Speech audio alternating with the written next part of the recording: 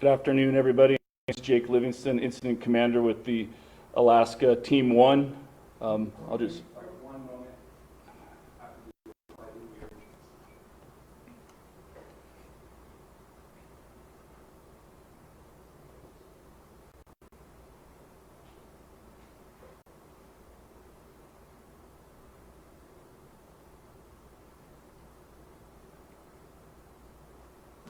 All right, good afternoon, everybody. My name is Jake Livingston, Incident Commander for Alaska Team 1. I'll just provide a little update. So our acreage as of 5:30 this morning that was reported to me is 91,523 acres, and we're sitting at 12% containment, and that's down 2% from last report. We did have some growth on the northwest portion of the fire. So this fire does remain active and still has potential for large fire growth up in the northern and western areas. Life and property does remain our priority. With that being said, we've made good progress on the eastern perimeter and then on the southeast side adjacent to Rye, Colorado City. There is a lot of work yet to do though. Last evening on the northwest portion of the fire in Division Gulf, that's in the Greenwood, Wetmore, and Highway 96 corridor area, the fire did make an aggressive run where we used aviation, mini engines, and hand crews to deal with that problem. That large run of fire was the result of outflow winds from a thunderstorm, and that did result in some additional evacs in the Greenwood and Wetmore areas. Both the southwest and northwest portions of the perimeter do have activity. The most active part would be the northwest perimeter, as I just spoke to. We do still have many resources arriving. We have a total of 1,112 firefighters and support personnel on scene. That number will be updated as we have people arriving throughout the day. Right now we have 7 hotshot crews, 15 Type 2 hand crews, 82 engines, 9 helicopters, 14 bulldozers, and mini aircraft at our disposal that are from a shared pool that help respond to all the fires in the area. That would include water scooping aircraft and retardant aircraft. Of note, today we did have the Pike Hotshots, a local hotshot crew, arrive, and they're checking in. They're waiting to be assigned out on the incident. We did have 20 engines arrive from California. That would be 15 from CAL FIRE, the state of California, and then another 5 engines from the U.S. Forest Service out of California. We've had good coordination. We maintain good coordination with the sheriff and then the local fire departments. We do have challenges out there.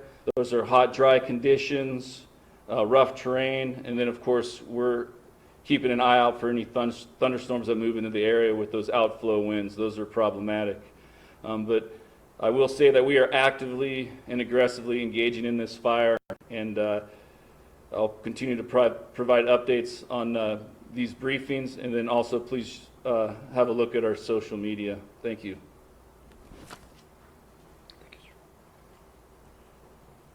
Good afternoon. I'm Beulah County Sheriff David Lucero, and thank you all for being here or tuning in online. Today we are happy to announce that we are beginning to lift evacuation orders for some areas affected by the Aspen Acres fire.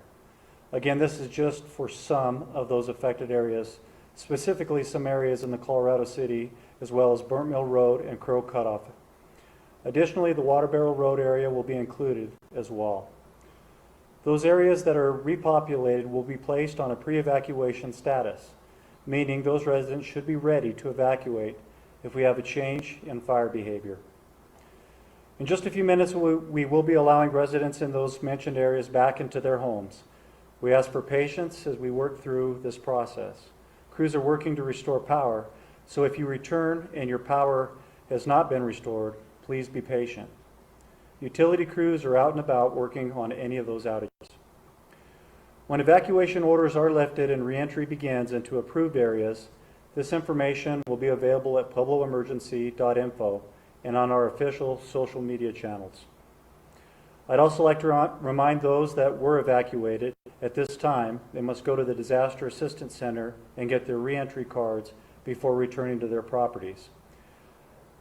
These are color-coded cards based on the areas of evacuation, and they are essential for reentry.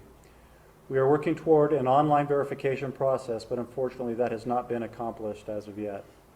We're also working toward expanding resources at the DAC to reduce wait times for card issuance.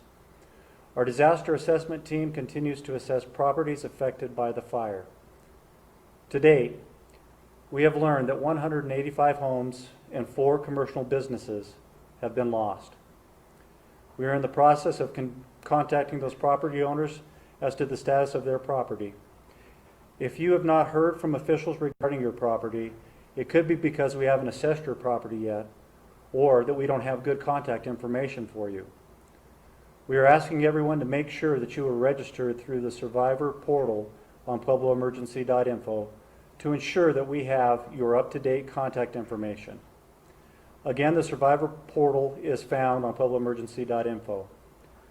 It is imperative that we have your current contact information moving forward. If you don't have access to a computer, I would like to share that all local public libraries have computers and hotspots available for checkout. This morning we were able to obtain drone footage while touring some of the affected areas inside the evacuation zone in Beulah and North Creek Road. We are hoping to make that drone footage available to the public as soon as possible, since entry in that area will take some time. I know everyone is anxious about returning home. Rest assured, we want to get you back into your homes as soon as possible. Safety is our top priority for you and for all responders and volunteers. We are working diligently to get people back to their homes as quickly as it is safe to do so. Again, as we lift evacuations, we will be announcing them through puebloemergency.info and our social media channels. At this time, I'll turn it over to Sheriff Smith. Hi, my name is Rich Smith. I'm the sheriff in Kuster County, Colorado. And when you heard him mentioning in the northwest corner, that is again in Kuster County, Colorado. I have my latest numbers. We have 78 homes destroyed in Kuster, 1 with major damage, 4 with minor damage, and then 1 that we're calling partially affected. We have a meeting scheduled tomorrow night at the Kuster County High School, and that is for people who were evacuated along the Highway 165 corridor in Kuster County. There's actually going to be 2 meetings, and the first meeting will be at 6 p.m., and that is for people who live in the area around Lake Isabel and south, and then and it also includes people from Highway 78 and north to McKenzie Junction. That's the first meeting. The second meeting will start at 7 p.m., and that is only for the people who live in the Aspen Acres subdivision and live along Highway 78 all the way to the Pueblo County line. And at both of those meetings, we'll give you kind of a brief overview of what we're doing, and then we'll have 5 people there with laptop computers, and they'll actually pull your file up with your photos, and you'll see everything that you have. We do have planned grief counselors that will be there, and so this is kind of a smaller, more intimate neighbor-to-neighbor meeting, and it's in the school, and so if you need a room maybe for you and your family to kind of process what you're learning, that will be available to you in private as well. I also want to reiterate that the people who have evacuated in Kuster County also need to register for that same Survivor portal, and you can get to that on the puebloemergency.info website or the custersheriff.colorado.gov website. Last night, this fire, as he mentioned, in the northwest corner, we have a small town there called Wetmore, and they're served by a volunteer fire department. And so that's the smallest level of fire department in Colorado, and they're funded by donations and not property tax like all the other ones. And I cannot understate the heroism of their small fire department in fighting this monster fire. And so the fire came very close to their town. They had several days of warning. They set up a massive fire break with bulldozers. In fact, local contractors actually brought their bulldozers out just to help us get this in place. And then right at the end, one of the people called me and said they saw 7 air tankers in a row just swooping in, dropping retardant on there. Because of that effort, only 1 home in that small town caught on fire, but we had plenty of fire trucks there to put it right out and no damage. and we did lose 2 outbuilding or sheds, but we're really focused on counting residences only. And again, I want to thank the Pueblo Sheriff and the incident management team for all their help and helping our community, and thank you very much. We'll take a few questions. We'll hand the microphone around. Please ask questions. Can you talk a little more about the thunderstorms? People might get the impression when you have a thunderstorm, it's bringing rain, and that's helpful. When can it be helpful, and why is it not right now? In regard to thunderstorms, yes, they can bring rain, which we hope they will. Around the area impacted by fire, we have concerns with too much rain because of mudslides. In regard to firefighting in thunderstorms, high winds are always associated with thunderstorms due to downdrafts. And as a storm moves through, those strong winds change direction, and that is a safety concern for firefighters, shifting winds, rapid rates of spread, that sort of thing. Hi, Justin Reuter, Pueblo Chieftain. I was just curious if we happen to have a total of the number of people that remained evacuated between the 3 counties that now have evacuation notices. So I'll let the Pueblo Sheriff address his county. In my county, we believe that we evacuated somewhere in the neighborhood of 600 people, and the number that I got from the Fremont County Emergency Manager is somewhere in the neighborhood of 1,000. And for Pueblo County, we anticipate that we have 10,000 people that are displaced right now. Mark Salinger with 9 News in Denver. Yesterday, it seemed like the federal correctional facility in Fremont County was under at least half evacuation, half not. Today, it seems like there's a cutout for the federal correctional facility. Can anybody talk about whether that correctional facility has been placed on any sort of evacuation notice? And are you in touch with federal officials about how to move people out if necessary? So we have not spoke with, that would be a different county as well. We have 4 counties that are affected by this fire right now, and that would fall in Fremont County. I am aware we do partner with the federal prisons on many cases, many circumstances, and they do have evacuation plans. I can't, as to if they're on that kind of status, I don't know at this time. Could you talk about if it's moving in that direction? Are you concerned at all about needing to get people out? We are not concerned right now for the fire reaching that area. We know where it is. We've looked at the mapping and imagery for that area, and right now we have no concerns.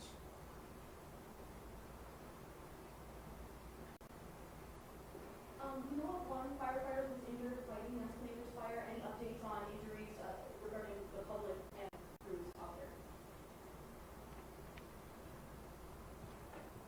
I cannot speak to injuries with the public, but as far as firefighters, we've only had a few minor injuries, just cuts and scrapes, small things like that.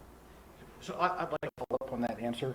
So we did have 1 firefighter that was injured from the Westcliff area, and he's healed and back on the street as well. And thank God we haven't had any other injuries from the public, but we've had psychological injuries. And so we've actually, we tracked 911 calls for people who are in crisis, and those numbers have gone up. And so we do have 2 clinicians available. And I just want to reach out to all the people who evacuated. This is a stressful time. It's hot and dry and windy. And if you feel you need to talk to someone, you can call 288, which is a hotline to get someone in touch with you right away. Are there any updates on an investigation of the cause of the fire?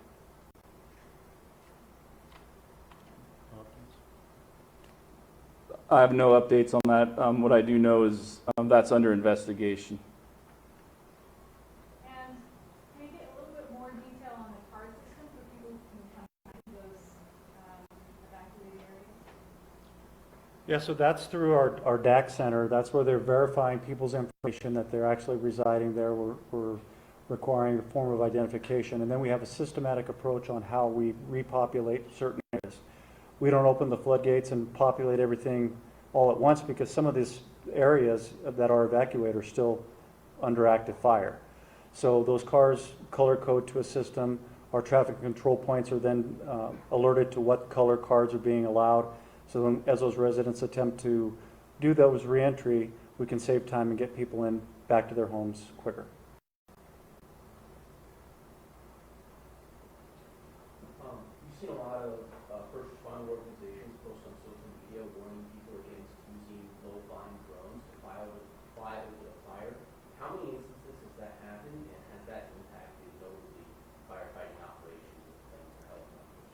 So once this becomes a federal fire, it's restricted airspace. They can't fly. We haven't had a problem with them out there. There's special authorization that's required that through the FAA that allows us to get those footage. I was told earlier this morning that the Incident Command is bringing in a full drone team that'll be arriving either later tonight or first thing in the morning. So we're going to continue to get drone footage as it's available. We know people want to know, is their home destroyed? And it's frustrating because we can't, in some of those areas, get to their house to give them that answer. We have been successful in notifying several residents of the unfortunate news of the loss of their homes, but we are able to utilize that drone footage so that they're familiar with that geographical area. So as they see that, you know, they can form their own conclusion and then also call into us for verification. You know, we had some problems getting a hold of people. As I said earlier, some of it was due to the terrain in the areas that we weren't able to assess. But the other side of that was a lot of the numbers that we had for these residents were home phone numbers or landlines in the very residence that they evacuated from. So that's why it's so important for us to use that portal to get the best contact information for cells so that we can call these folks. We want that personal touch as much as possible, that personal contact. But in cases like this, I think people just want to know if their home is destroyed, and so that's why we're trying to utilize some of that footage to give them some answers. Judge Fox 21. Can both sheriffs talk about how the community can help? I know these are small communities that want to band together and help each other. What resources are out there and where can we help? You know, not just Pueblo County, but the communities around us, Kuster, Warfano, they've all stepped up. Right now, we're operating efficiently. We have the resources that we need. More resources are still incoming. So from a community perspective, I would just ask that you support those survivors and other nonprofits. Verify that it's a legitimate organization before you make any type of donation. As I mentioned about looters, there's people that utilize technology to loot and exploit and extort people through making campaigns and or donation flyers that look very legitimate, but they're not actually a legitimate organization, and those resources aren't going to where they need to go to. Can I answer on that too? So on day one, Sheriff Lucero and I were both at the scene when the fire started and started exploding out of control, and we didn't have the supplies we needed, and you can't stock those things, years in advance. But today, I think we're 100% stocked. The community support has been overwhelming. Businesses, contractors, and things flooding into the system to help us, and so I feel like we're really good in a good position right now. I want to thank the community for that.